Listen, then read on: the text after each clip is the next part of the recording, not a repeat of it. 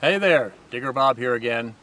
Yeah, I know it's been a while since I've done a video, but this one is a little bit different. This one is going to be informational rather than instructional.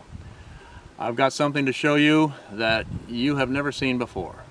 And I know that's quite a statement, but I want you to think about something for a minute. How many of you, well, let's put it this way. Why do we do what we do? Why do we pursue this, the treasure in all its various forms? What is the point? Do we do it for the fun and the exercise? Or do we do it for, a little bit of history, for that unusual find? No, we do it for the dream. And the dream is a dream of striking it rich. I'm about to show you something that will make you a believer that it is still possible. Okay? This was found right here in Northern California in July of this year, 2014. Did not come from Australia, didn't come from Alaska or some other strange foreign land. It was found right here in Butte County in the Mother Lode. This is an extreme example of a life changer, a retirement piece. It's like hitting the lottery. It's a once in a lifetime, once in several lifetime things that's going to happen. So, without further ado, are you ready? I want to show you what this is.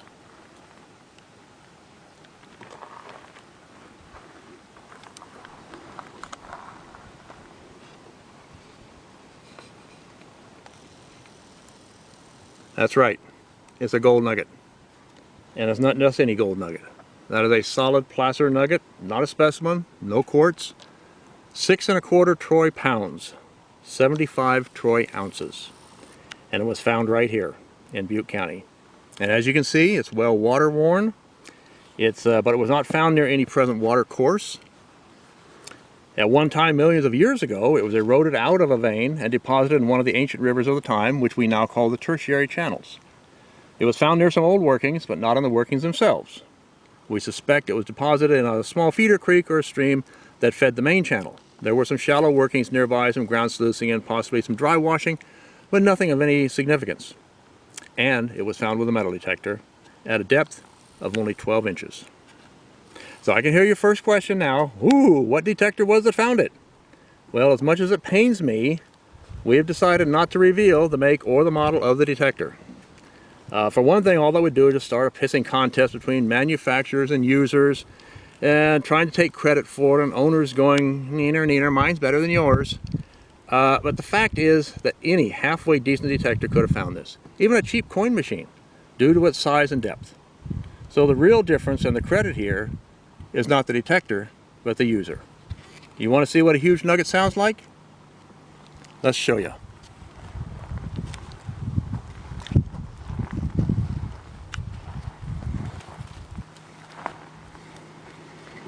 We'll use this detector as an example.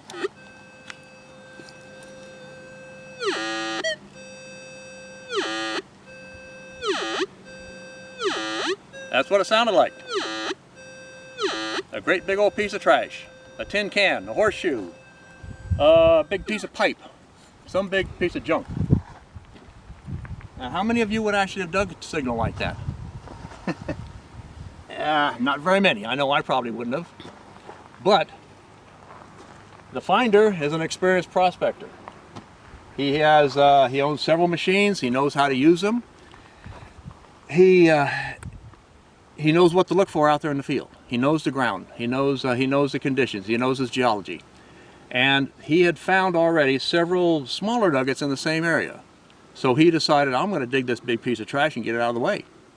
Well, can you imagine what he said when this started to reveal itself coming out of the ground? Yeah, well, I can't repeat what he said, but you can imagine. So anyway, so what's it worth? Well, it has been consigned to Kagan's auction house. They're going to be having a big show in October in San Francisco of this year, 2014. So that's just next month. The focus of the show is going to be on the gold rush. They're going to have several artifacts and things related to the gold rush, including the Saddle Ridge Hoard.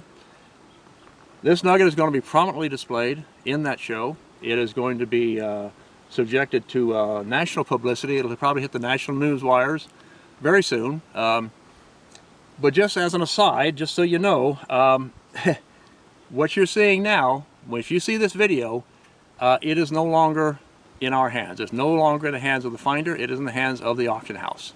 So if you have larceny in your heart, forget it. It's gone. Okay? So it's research. Oh yeah, research has revealed that this is the largest, the second largest placer nugget found in California that is still in existence today. It is surpassed only by the Mojave nugget, also found with a detector, at 100 ounces.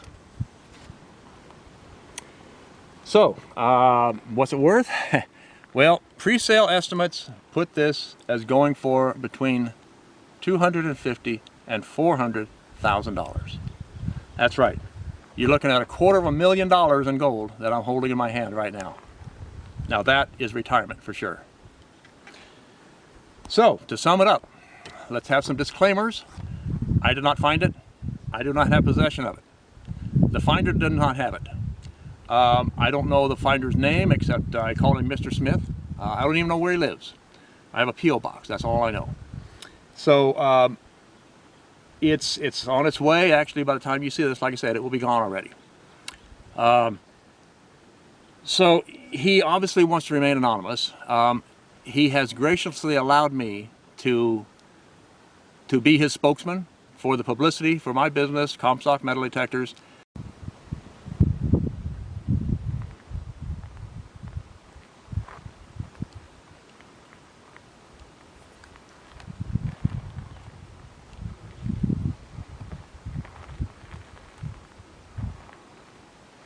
Hey there, Digger Bob here again.